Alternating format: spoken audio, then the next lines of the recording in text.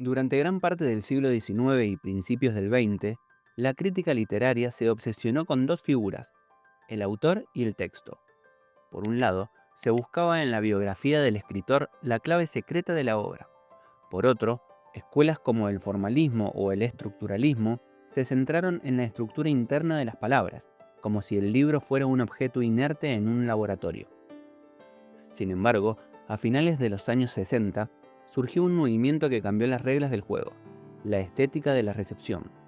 Esta corriente nos enseñó que una obra literaria no es algo terminado hasta que unos ojos se posan sobre ella. El significado no reside solo en el papel, sino en la configuración que el lector hace de él. Hoy vamos a explorar cómo esta escuela, nacida en la Universidad de Constanza, puso al lector en el centro del universo literario.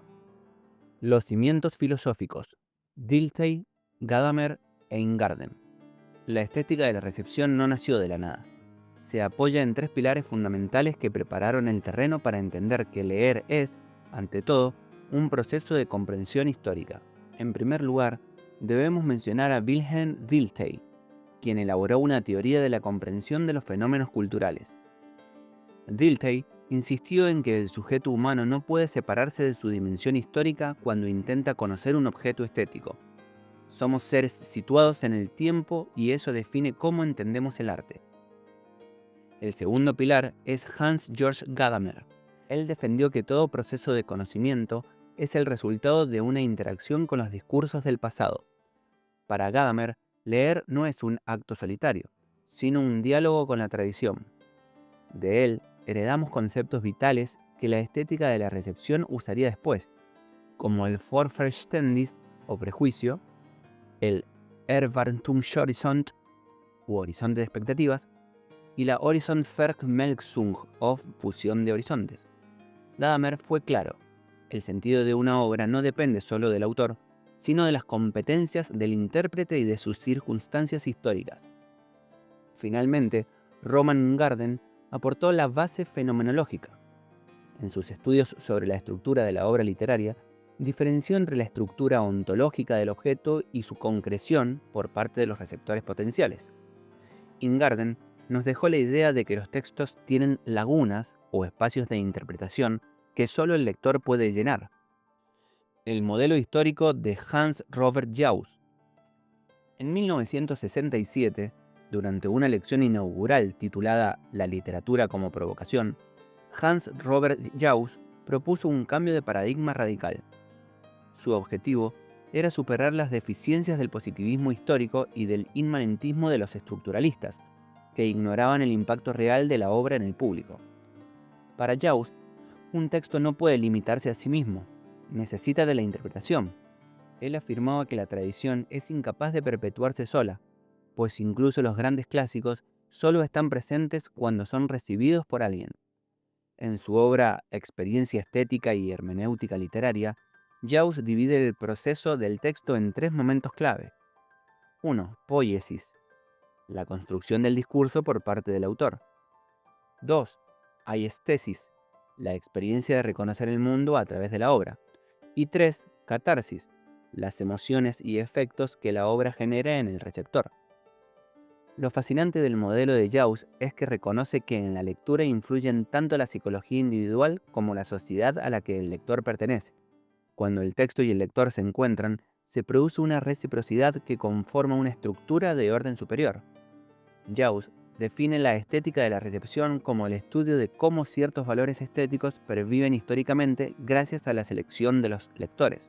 Esta lectura siempre está guiada por el horizonte de expectativas, que no es otra cosa que el marco de referencias culturales y literarias que el lector ya posee antes de abrir el libro.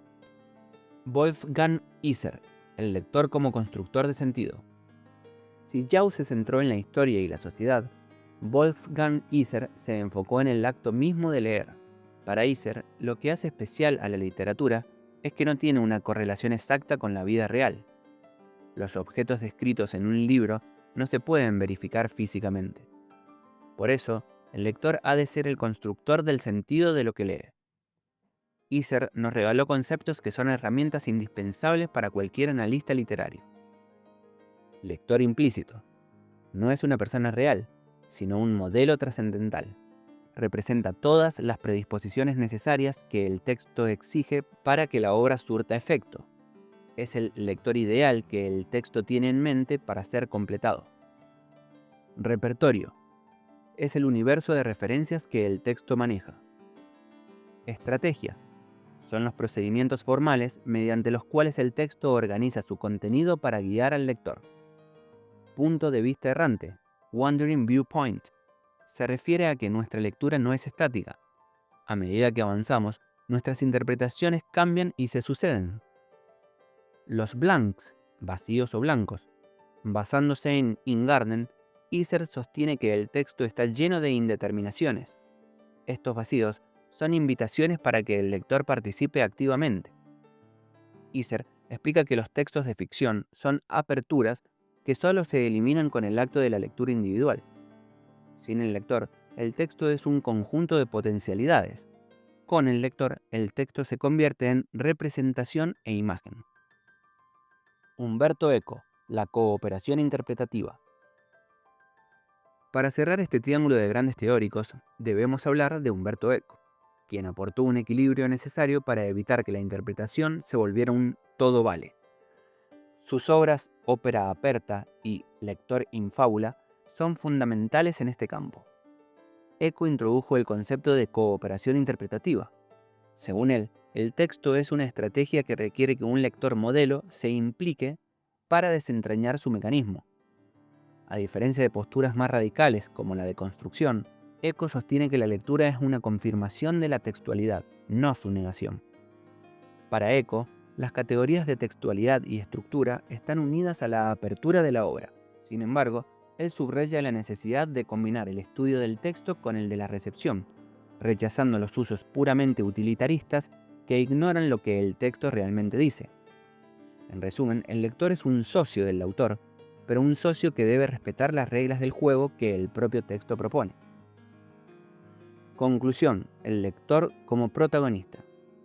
La estética de la recepción nos enseñó que no somos receptores pasivos, sino arquitectos de mundos. Gracias a Jauss, comprendemos que un libro es un diálogo con la historia. Gracias a Iser, sabemos que nuestros vacíos son los que dan vida al relato. Y gracias a Eco, entendemos que leer es un acto de cooperación profunda y estructurada. La próxima vez que abras un libro, recuerda que no solo estás leyendo palabras, estás completando una obra que ha estado esperando por vos para finalmente existir.